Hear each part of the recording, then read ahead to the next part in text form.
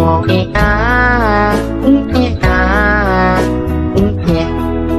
been a really, really messed up week. Some days torture, some days better. La la la, la la la. Di situ Arum langsung kaget sekaget-kagetnya karena dia melihat Dewi dalam keadaan tidak sadarkan diri. Dia tidur, nah dia ngeringkuk gitu di dalam pelepah-pelepah pisang. Hai, wassalamualaikum warahmatullahi wabarakatuh. Terima kasih sudah klik video ini. Oke, sudah masuk di malam Jumat lagi. Itu berarti waktunya aku menemani kalian dengan membawakan satu kisah horor Wawa lagi. Yang tanpa terasa malam ini sudah sampai di part 176. Sampai lupa gue udah nomor berapa, Wak. Buat kalian yang nggak mau ketinggalan kisah horor Wawa lainnya, bisa langsung pergi ke playlist, cari kisah horor Wawa, ada part 1 sampai part sekarang. Dan di malam ini, Wak, aku akan menceritakan satu kisah tentang teror mencekam yang terjadi di pondok pesantren. Nah, Wawa kita yang pada saat itu lagi mondok di sana, Wak, menjadi saksi tentang bagaimana teror tersebut menghantui para santri. Bahkan salah satu santri yang paling parah gangguannya di sana adalah sahabatnya Wawa kita ini, Wak. Dan usut punya usut, konon katanya kejadian mengerikan itu ada kaitannya dengan aktivitas para penganut ilmu hitam yang memang sering terjadi di sana. Nah, penasaran kalian sama kisah selengkapnya? Apa saja yang sebenarnya dialami sama Wawa serta teman-temannya pada malam itu? Tanpa berlama-lama kita langsung masuk aja ke ceritanya, Wak, ya. Check it out.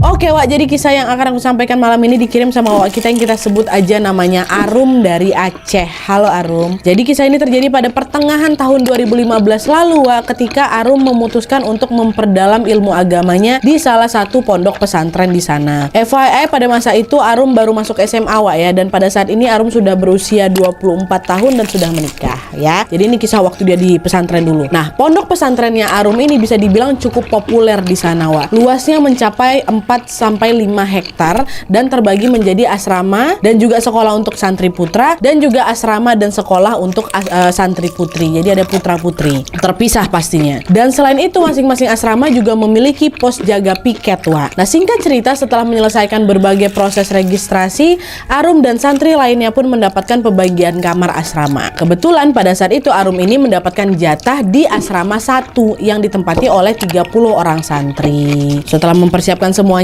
pada saat itu Arum pun bergegas masuk ke dalam kamar asramanya. Dan sesampainya di kamar, Wak, dia pun berkenalan dengan 2 santri lainnya yang bernama Karin dan Dewi. Kita sebut aja lah namanya itu. Nah, sejak perkenalan itu, Wak, ketiganya langsung akrab nih. Kemana-mana mereka selalu bertiga, ya kan. Arum pun dapat menjalani hari-hari di pondok pesantren dengan sangat-sangat menyenangkan berkat kehadiran Karin dan juga Dewi, kedua teman barunya ini. Saking serunya, Wak, tanpa terasa 3 bulan pun sudah berlalu di sana. Semuanya berjalan baik-baik saja di bulan-bulan 1 sampai bulan ketiga. Sampai akhirnya ketika memasuki bulan keempat, sesuatu yang menyeramkan pun tiba-tiba terjadi.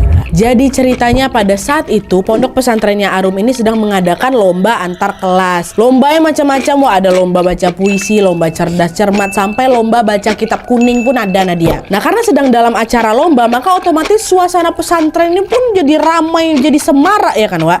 Tapi anehnya di sini, Nat, pada malam itu Arum, Dewi sama Karin, 3 berantai ini, Wak, 3 berantai 3 sekawan ini justru merasa seperti ada hawa yang berbeda di pesantren kami. Di tengah keramaian acara lomba, entah kenapa kami ini malah merasa suasana pada saat itu sepi, sunyi, dan juga dingin. Sampai kami pakai double jaket tuh, nah, dia tetap aja menggigil di situ. Tak kenapa, pokoknya hari itu kayak nggak enak aja suasananya. Nah, sampailah pada suatu ketika di hari yang agak aneh ini, Wak, seorang ustazah yang bernama Ustazah Umi tiba-tiba datang menghampiri mereka bertiga. Dengan wajah khawatir, Ustazah Umi ini bilang, Arum, Karin, Dewi, tolonglah ajak beberapa teman untuk menemani Ustazah kunci pintu gerbang asrama, ya. Dan tolong juga sampaikan ke yang piket kalau yang jaga malam ini harus 5 orang, ya. Jangan cuman berdua, kata Ustazah Umi. Kok gitu dalam hati mereka, Wak? Ini pasti ada yang nggak beres nih. Pasti Ustazah Umi ini juga merasakan kalau malam ini hawanya memang beda dari malam-malam biasanya. Gak cuma kita bertiga aja nih. Karena biasanya nggak kayak gitu, Wak. Tapi ya udahlah kan, meskipun keheranan, Arum, Karin, sama Dewi pun tetap melaksanakan instruksi dari Ustazah Umi. Mereka pun langsunglah memanggil beberapa teman untuk ikut menemani Ustazah menutup pintu asrama. Dan sesampainya di depan pintu asrama, seketika aku langsung merinding sebadan badan tuh, Nadia. Katanya, nggak pernah aku kayak gitu, kata si Arum. Arum kan. Tapi udahlah, ditutuplah itu gerbang rame-rame. Dan setelah mereka menutup pintu gerbang, tiba-tiba datang juga nih Wak, ada 5 orang petugas piket menghampiri mereka bertiga. Dengan heran, 5 orang yang baru datang ini nanyalah ke Ustazah Umi, "Ustazah, maaf, kenapa yang jaga malam ini harus 5 orang Ustazah? Bukannya harusnya biasanya cuma 2 orang aja?" Teman-teman yang baru datang ini juga merasakan hal yang sama Wak. Kenapa nih kok tumben malam ini kayak gini gitu kan? Ustazah Umi jawab, "Ini amanah dari Ustadz Putra, jadi kita ikutin aja lah," katanya. Entah kenapa jawaban Ustazah Umi itu pun makin bikin kami merinding Nadia. Aku langsung punya feeling tuh kalau kayaknya ada sesuatu yang buruk lah yang akan terjadi malam ini, kata si Arum.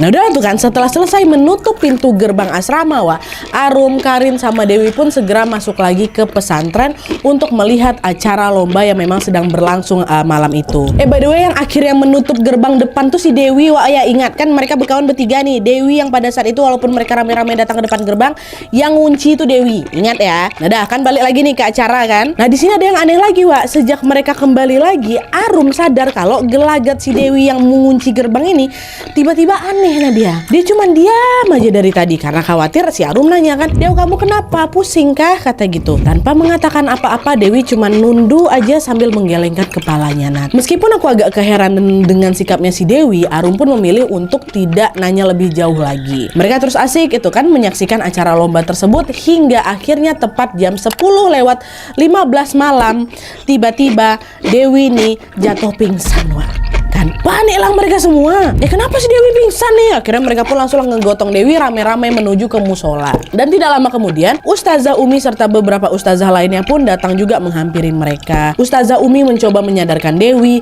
tapi sayangnya Dewi ini tetap nggak mau bangun. Terus Wak, tidak lama kemudian mereka semua kembali dibuat kaget karena Dewi yang masih nutup mata kan lagi pingsan ya. Tiba-tiba nangis dia suaranya sedih kali.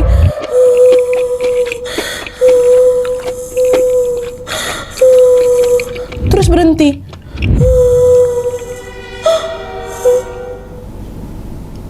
Gitu. Dan setelah Dewi mendadak berhenti menangis ini Wak, tiba-tiba saja kedua matanya si Dewi ini terbelalak, terbuka, dan Dewi langsung menyunggingkan senyumnya menyeringai dengan sangat-sangat menyeramkan. Habis nangis tuh. Gitu. Melihat hal itu, seketika mereka yang ada di sekitarnya si Dewi langsung sadar Dewi kerasukan. Dengan panik, Ustazah Umi pun langsung berseru, "Astagfirullahaladzim, cepat baca zikir, semuanya ayo baca zikir," kata Umi kan. Arum dan teman-temannya pun langsung melantunkan kalimat-kalimat zikir dengan lantang Wak. Dan di saat yang sama, Dewi yang semulanya masih kayak tiduran kayak gitu kan, tiba-tiba duduk dan tegak Wak, ketawa dia cekikikan. Makin kencang zikir yang dilantunkan sama kawan-kawannya si Arum ini ya, makin kencang juga suara si Dewi itu. Makin nyaring ketawa dia Nat. Nah di tengah situasi yang mencekam itu, Ustadz Harun, Ustadz laki-laki ini tiba-tiba datanglah menghampiri mereka. Dan FYI juga Ustadz Harun ini memang paham Wak dengan hal-hal mistis dan sudah biasa meruqyah orang. Lalu ketika Dewi melihat kedatangan Ustadz Harun Wak, Dewi ini ketawa langsung berhenti. Melotot dia ke arah Ustadz Harun kan. Dan seketika Dewi pun langsung berdiri dan bersiap kabur. Lari dia. Untungnya belum sempat Dewi ini lari jauh kan, Arum sama kawan-kawannya sudah lebih dulu menahan Dewi Wak. Karena udah nggak bisa kemana-mana, Dewi di situ berontak, "Lepasin aku nggak mau keluar. Dasar kalian manusia munafik," kata si sosok ini. Masih terus turun aku sama kawan-kawan pegang kan. Terus Ustadz Harun pun berjalan lah mendekati Dewi sambil bilang, "Kau mau keluar baik-baik atau mau kumusnahkan kau? Siapa yang sudah mengirim kamu ke sini?" kata Ustadz Harun. Sambil tertawa si sosok yang merasuki Dewi bilang, "Oh, jadi kau sudah tahu aku ini kiriman. Kenapa? Dasar kau munafik.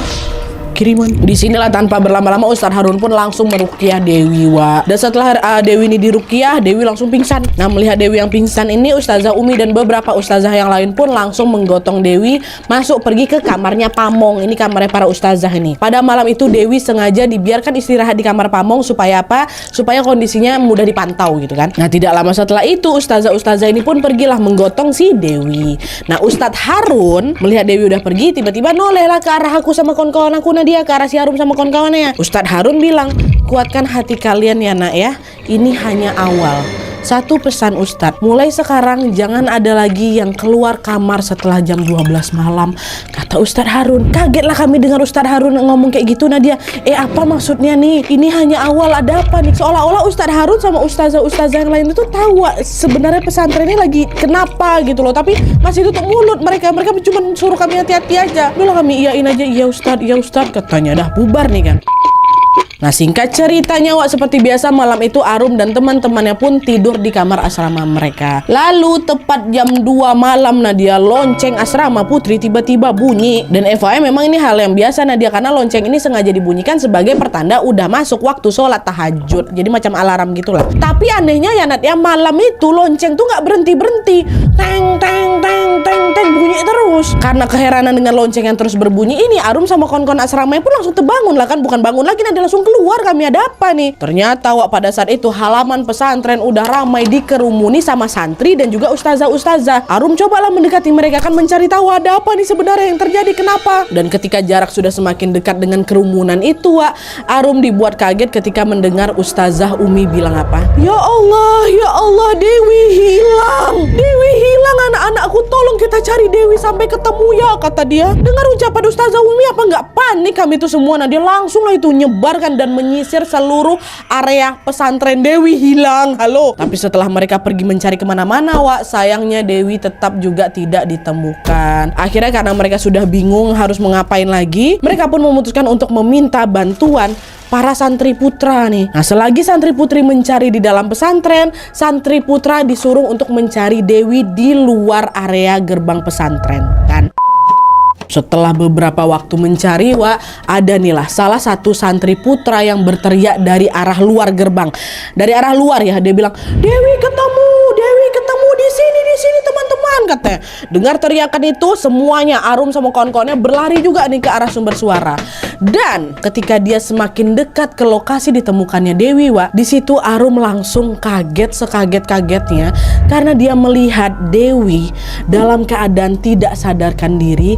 Dia tidur, dia ngeringkuk gitu di dalam pelepah-pelepah pisang. Dan yang semakin bikin kami semua terkejut apa, Nat? Pada saat itu Dewi ditemukan dalam kondisi mohon maaf, dalam kondisi Dewi tidak mengenakan celana. Baju sama kerudungnya masih utuh Nadia, tapi bagian bawahnya cuma tinggal ditutupin, mohon maaf, celana dalam aja, celananya nggak ada. Pada saat itu santri-santri putra yang ikut mencari Dewi pun langsung dengan sadar segera langsung memalingkan pandangan mereka. Mereka nggak mau lihat auratnya si Dewi kan, Dan kebetulan untungnya pada saat itu si Arum ini datang dengan mengenakan sarung yang memang nutupin tubuh aku Nadia, karena hawa malam tuh kan dingin kali. Udah akhirnya Arum pun lepasin sarungnya, ditutupnya lah itu tubuhnya Dewi. Dan setelah itu Arum serta beberapa santri-santri yang lain pun buru-buru langsung menggotong Dewi kembali masuk ke dalam kamar pamong, kamar para ustazah tadi itu.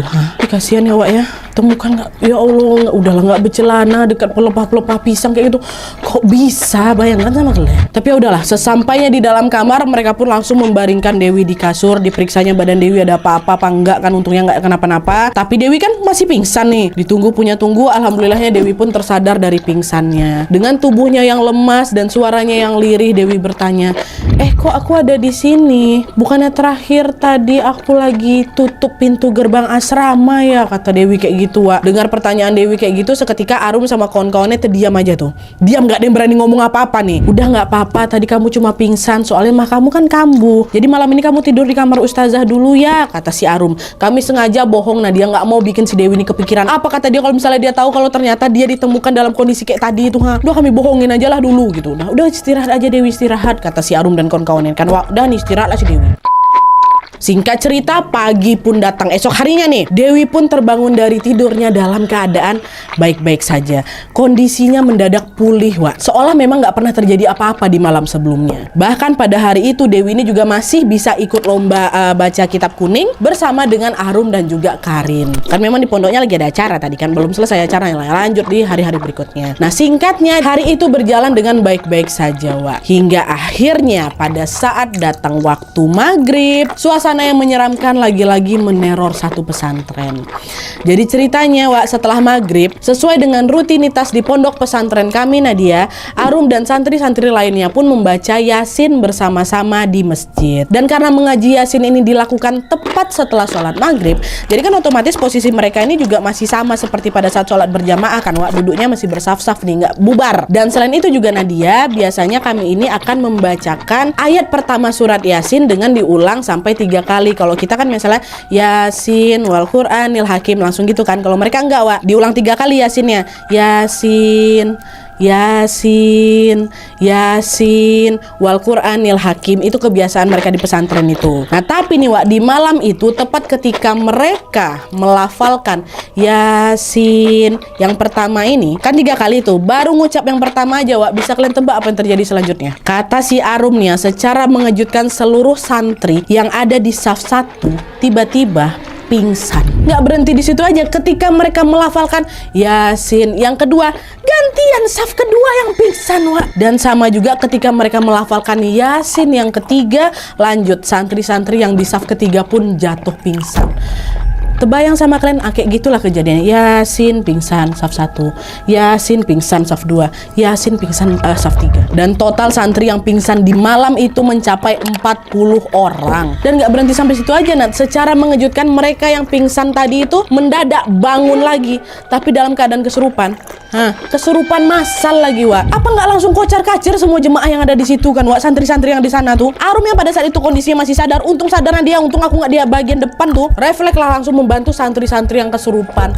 Tapi saking banyak yang kesurupan ya kami juga bingung lah mau nolongin yang mana dulu nih. Tapi untungnya, Wak, selama beberapa jam, lama kali tuh Nadia. Selama beberapa jam kemudian situasi pun sudah mulai mereda. Santri yang kesurupan tadi sudah mulai berangsur-angsur sadar nih, Wak. Ya kan? Tapi sayangnya, tepat ketika mereka merasa kalau situasi itu sudah mulai membaik, mereka tidak tahu kalau sebenarnya gangguan itu nggak berhenti sampai di situ aja. Dimana tanpa diduga-duga ternyata, Wak, kesurupan massal ini akan terus terulang kembali di malam-malam berikutnya. Berlanjut, besok-besoknya berlanjut. Kejadiannya selalu sama, Wak. Yaitu selalu setiap habis maghrib dan tepat ketika mereka sedang membaca Yasin. Kesurupan lagi kami dan dia. Dan parahnya lagi, Wak, di setiap malam berikutnya jumlah yang kesurupan ini juga makin meningkat, makin banyak. Malam yang pertama tadi berapa? 40 orang karena dia. Besoknya 50 orang. Sampai malam ketiganya 70 orang. Sampai puncaknya malam ke-7 sampai 133 orang. Nah dia masih ingat aku. Bertambah terus tiap malam, Wak. Astagfirullahalazim. Dan setelah malam ke-7 tuh beberapa santri juga masih mengalami kesurupan loh. Tapi untungnya jumlahnya nggak nambah nih dari 133, berkurang kali memang. Sampai akhirnya di malam ke-10, Wak, yang kesurupan cuma tinggal 1 orang. Siapa orang nih? Dewi, Wak. Dewi. Padahal di malam pertama waktu baca Yasin sama-sama tuh malam 1, 2, 3, 4, 5 sampai 9 tuh Dewi nggak kenapa-napa, nggak kesurupan dia. Dia kesurupan yang pertama kali itu ajanya. Tapi di malam ke-10 cuman Dewi saja yang kesurupan. Agak aneh di sini kan, kenapa nih? Jadi ceritanya sebelum kesurupan ini, Wak, seperti biasa Dewi sama santri-santri lainnya sedang sholat di masjid. Lalu tiba-tiba secara mengejutkan Dewi ini jatuh pingsan. Nggak lama kemudian sadar dia. Abis itu pingsan dia lagi. Sadar dia lagi. Pingsan dia lagi, kayak gitu terus berulang-ulang. Hingga akhirnya Arum sama kawan-kawannya pun bawa si Dewi masuk ke asrama supaya tidak menjadi tontonan santri-santri yang lain nih. Kan sebelumnya di masjid udah bawa dulu lah ke kamar kata gitu. Dibaringkanlah si Dewi ini di atas kasurnya kan, Wak. Dan setelah itu Arum keluar kamar nih mau bikin teh biar nanti kalau misalnya si Dewi sadar bisa langsung minum teh hangat itu kan. Nah selagi si Arum ini keluar, pada saat yang sama ada Nadia, 3 orang kawan aku, 3 orang santri yang tetap tinggal di kamar untuk jaga si Dewi. Berarti di kamar tuh ada 4 orang kan, Wak. Dewi 1, 3 kawannya lagi ngejaga. Nah sambil menjaga Dewi yang lagi pingsan ini, 3 orang itu yang cuma diam terus sambil ngobrol-ngobrol ringan aja gitu kan. Tapi saking asiknya ngobrol lah mungkin kan, sampai-sampai mereka nggak sadar kalau waktu itu Dewi udah bangun lagi dari pingsannya. Nah 3 orang ini baru sadar Dewi bangun itu ketika Dewi mendadak berdiri dan ditariknya kerudung mereka, Wak. Wih, peristiwa itu cepat kali Nadia katanya. Cuman dalam hitungan detik aja Dewi berhasil menyeret mereka bertiga ini, ditariknya kerudung-kerudung mereka, lalu membawa mereka semua keluar kamar. Keluar kau, tas, keluar kau. Semua semua. Dan menurut kesaksian kawan-kawan bertiga itu kuat kali tenaga si Dewi itu, sampai terpelanting kami keluar. Dan juga terpelanting kayak gini, pokoknya kuat lah dia. Dan setelah 3 orang temannya tadi berada di luar, Wak, Dewi pun langsung berlari dan masuk ke kamar lagi, masuk ke dalam asrama tadi. Dikuncinya lah dari dalam, Wak. Ditinggalkannya kawan-kawan yang di luar yang masih terduduk lemas, shock nengok si Dewi kayak gitu kan. Makin kaget lah mereka setelah tahu si Dewi ngunci pintu dari dalam. Mereka pun langsung berlari ke depan pintu kamar asrama. Dipanggil-panggilnya Dewi, buka pintu, kok ngapain di sana? Buka pintunya Dewi, buka, kata mereka bertiga. Nah, suara teriakan santri-santri yang memanggil Dewi itu akhirnya didengarlah sama si Arum. Terdengar sama aku, Nadia, aku lagi bikin teh tuh. Arum yang panik pun akhirnya langsung ikut berlari ke arah kamar asrama itu, Wak. Dan sama seperti santri yang lainnya pada saat itu, Arum juga sibuk mengetuk-ngetuk pintunya asrama sambil memanggil-manggil si Dewi. Entah apa yang dilakukan Dewi sendirian di dalam itu, Nadia. Tapi yang jelas, dipanggil sekencang itu, Dewi tetap juga nggak mau buka pintu kamar. Orang-orang masih sholat nih, Wak. Kan mereka berempat aja nganterin siapa nih, kan nganterin si Dewi masuk ke dalam masjid tuh. Dalam kamar tuh. Makin panik lah mereka ini semua kan.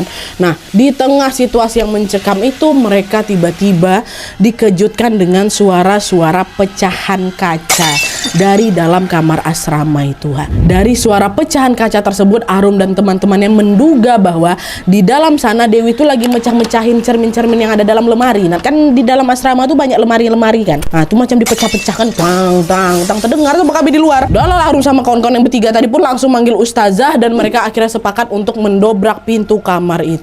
Dobrak aja ustazah, yuk kita dobrak gitu. Udah mau siap-siap nih. Tapi belum sempat pintunya didobrak, Wak, tiba-tiba mereka dengar ada suara kunci pintu yang dibuka dari dalam. Teklek gitu. Nah, terdiamlah mereka. Dibukanya, Wak. Bentar lu. Dan kemudian, Wak, pintu itu pun akhirnya terbuka dan Dewi pun keluar. Tapi di sini secara mengejutkan Dewi keluar dengan tatapan marah yang menyorot tajam ke arah mereka semua. Senyumnya menyeringai, Nadia. Terus kedua tangannya berdarah sambil megang pecahan kaca tuh. Astagfirullahaladzim. Refleks kami semua mau berusaha melepaskan pegangan tangannya si Dewi dari pecahan kaca itu karena dia. Tapi setiap kali ada yang berusaha, nggak usahlah kami lepaskan, kami dekat tuh langsung ditodong ya kami kayak gini. Bayangkan sama kau macam mana tuh, seolah-olah dia menusuk kami semua, Nadia. Dan nggak sampai di situ, Wak. Astagfirullahaladzim, inilah aku kayak aduh, kasihan kali. Setelah itu mereka semua yang ada di sana melihat nih, enggak aku aja, Nadia semuanya lihat ya, ustazah sama 3 kawan aku tuh tengoknya apa. Dewi ini tiba-tiba saja memakan Wak ya, pecahan kaca yang dia pegang tadi. Apa nggak berdarah-darah bibirnya si Dewi itu berdarah. Tengok kami, Nat. Dah lah kami temen nangis-nangis, semua udah berteriak histeris. Dewi, astagfirullah, sadar Dewi, jangan kau makan kaca, bahaya tuh. Kami pegang-pegang akhirnya, kalau nggak makin berdarah lah itu, Nat. Dewi nggak peduli, dia diabaikannya peringatan orang masih kesurupan kok. Tetap udah asyik buah. Dikunyah-kunyahnya lah itu. Udah netes-netes saja darah tuh. Astagfirullahaladzim. Aduh, Dewi. Tapi untungnya tidak lama setelah itu Ustadz Harun pun datang dan beberapa ustadz lain juga datang nih. Dan setelah melihat sendiri apa yang sedang terjadi sama Dewi, akhirnya Dewi pun langsung diruqyah saat itu juga sama Ustadz Harun, Wak. Selagi Ustadz Harun meruqyahnya, sosok yang ada di dalam tubuh Dewi ini berkata, "Jangan keluarkan aku. Aku akan membawa anak ini bersamaku. Salah dia sendiri kenapa datang menyambutku dengan darah manis." Atau menyambutku dengan darah manis. Astagfirullahaladzim. Arun sama semua yang menyaksikan kejadian itu tuh kebingungan sama maksud ucapan dari si sosok yang merasuki Dewi ini kan. Maksudnya apa? Dewi menyambut dia dengan darah yang manis. Apa nih? Nah, di sisi lain, Wak, Ustadz Harun yang sepertinya paham dengan maksud si jin ini memilih untuk diam, nggak ada ngomong apa-apa dulu kan. Tanpa banyak bicara, Ustadz Harun pun langsung melanjutkan proses ruqyah. Udah nggak 3 kali lah dia lihat kondisi si Dewi kayak gitu kan, Wak. Nggak ada lagi sempat-sempatnya mau cerita nih apa maksudnya, yang penting udah keluarkan dulu si sosok ini. Akhirnya setelah ditarik paksa oleh Ustadz Harun, sosok yang merasuki Dewi ini pun berhasil dikeluarkan. Bersamaan dengan itu seketika Dewi pingsan lagi. Tapi mereka di situ nggak diam aja, Wak. Mereka langsung membawa Dewi ke rumah sakit. Karena kan Dewi habis makan kaca tuh kan, takut kenapa-napa pula badan si Dewi. Udah diperiksa nih, dikasih pemeriksaan medis dulu kan. Nah, selagi Dewi dibawa ke rumah sakit, Wak, pihak pondok pesantren ini pun langsung nelpon orang tuanya Dewi. Dikabarkannya lah apa yang terjadi sama anak mereka kan. Nah, setelah itu Arum, Karin dan juga teman-teman santri yang lainnya pun diminta untuk kembali masuk ke asrama masing-masing. Masuk ke asrama masing-masing berdoa. Tapi ketika mereka mau beranjak pergi menuju ke asrama, Wak, tiba-tiba saja Ustadz Harun memanggil Arum dan Karin. Arum, Karin, boleh ikut Ustadz sebentar? Ada yang mau Ustadz tanyakan ke kalian. Karena Ustadz tahu, ini yang kawan dekatnya Dewi nih. Oh iya boleh Ustadz, kata mereka. Inilah dia, Wak. Ini nih. Dah. Ustadz Harun pun mengajak Arum sama Karin menuju rumahnya yang memang masih ada di dalam kawasan pondok. Sesampainya di sana, tanpa banyak bicara, Ustadz Harun pun langsung bertanya, anak-anak, apa di malam ketika Ustazah menutup pintu gerbang pesantren itu, Dewi juga ikut ke sana? Oh, dengar pertanyaan itu, ingatan aku sama si Karin langsung tertuju ke malam yang hawanya aneh kali itulah Nadia. Malam yang entah kenapa terasa sepi dan menyeramkan pada lagi acara sehuha itu kan. Langsung kami jawab, iya betul Ustadz, Dewi ikut bersama kami menutup pintu gerbang. Oke, baik, sebentar. Apakah pada saat itu Dewi sedang dalam kondisi, mohon maaf, datang bulan? Iya Ustadz, iya, Dewi sedang haid. Nah, dengar jawaban Arun sama Karin, Ustadz Harun pun langsung bilang, ya Allah, pantas sajalah Dewi jadi seperti ini. Kalian tahu tidak kenapa malam itu kami meminta untuk menutup gedung pesantren? Enggak Ustadz, enggak tahu. Jadi anak-anakku, nah ini Wak, malam itu adalah malamnya para penganut ilmu hitam mengirim bencana. Malam dimana para penganut ilmu hitam ngirim-ngirim bencana ke orang-orang random. Dan sebenarnya malam itu kami juga sudah mengunci gerbang pesantren dan juga sudah memagari area pondok dengan doa-doa. Nah, tapi entah kenapa pintu gerbang pada saat itu tiba-tiba terbuka lagi. Benar-benar kebuka lagi Wak ya. Bukan pintu gerbang setan, pintu gerbang pesantren itu udah dikunci, terbuka lagi. Ustadz nggak tahu siapa yang membuka pintu itu. Itulah kenapa kami meminta kalian untuk menutupnya kembali. Tapi sayangnya kita sudah terlambat. Belum sempat pintu itu tertutup, jin-jin yang dikirim sama penganut ilmu hitam itu sudah terlanjur sampai di sini. Dan ketika mereka melihat Dewi yang mengunci pintu, Dewi pun lagi haid, di sanalah Dewi pun langsung diincar sama mereka. Dan kejadian-kejadian aneh di pondok beberapa waktu terakhir ini adalah ulah mereka itu, Nak. Kata Ustadz Harun, ulah dari si penganut ilmu hitam ngirim random bencana ke orang-orang. Astagfirullahalazim. Dan by the way, aku juga pernah loh dapat informasi ini dari seseorang yang punya teman orang Aceh. Katanya nih hal semacam ini juga memang sering terjadi di sana. Konon katanya ada tuh di sana macam malam khusus gitu, di mana para penganut ilmu hitam ini sengaja dibuang-buangnya bencana tuh. Bencana tuh apa ya, gangguan ekstrim kayak gini. Nah, ada yang bilang kalau hal itu mereka lakukan supaya apa? Supaya nantinya orang-orang yang tidak sengaja terkena bencana ini datang nemuin mereka buat berobat gitu. Jadi yang nyebar-nyebarnya mungkin yang kayak yang berilmu-ilmu kayak gitulah, nanti sakit orang-orang ini kan berobatnya ke mereka-mereka juga kayak gitu, Wak. Itu kata kawan aku nih ya, emang gitu Wak. Kalau mungkin ada di antara kalian Wak Aceh yang punya cerita yang serupa, atau mungkin kalian juga pernah mendengar hal ini, boleh komen di kolom komentar di bawah Wak ya. Mungkin ini bakal relate dengan apa yang terjadi sama Dewi. Nah, lanjut lagi nih Wak. Jadi setelah mengetahui apa yang terjadi, Ustadz Harun pun meminta mereka untuk tidak keluar asrama di atas jam 12 malam. Mereka semua diminta untuk tetap di dalam kamar selagi ustadz-ustadz dan juga pimpinan pesantren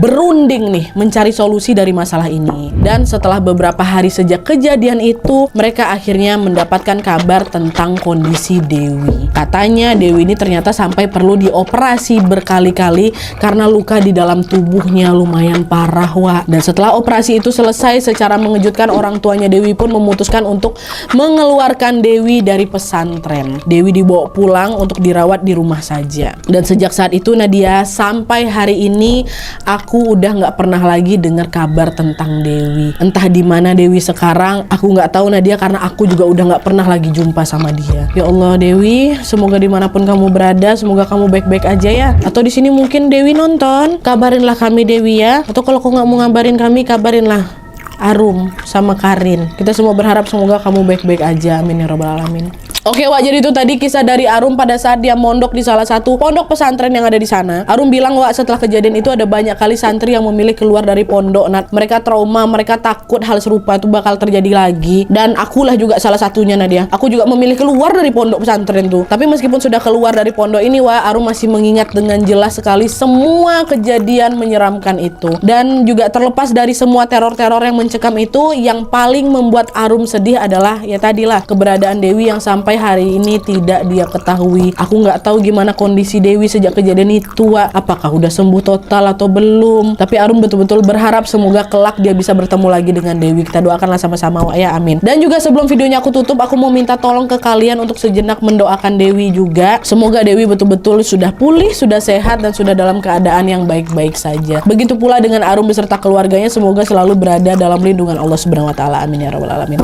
Oke, Wak, jadi sekian dulu videonya. Terima kasih banyak yang sudah menonton. Kalau kalian suka video ini, klik like-nya. Jangan lupa komen di bawah untuk ide dan saran-saran untuk video selanjutnya. Jangan lupa nyalain notifikasinya supaya kalian tahu kalau aku upload video baru. And as always, jangan lupa untuk klik tombol subscribe supaya kalian sama-sama tahu informasi menarik dan menegangkan dari channel aku. See you next video, Wak. Bye.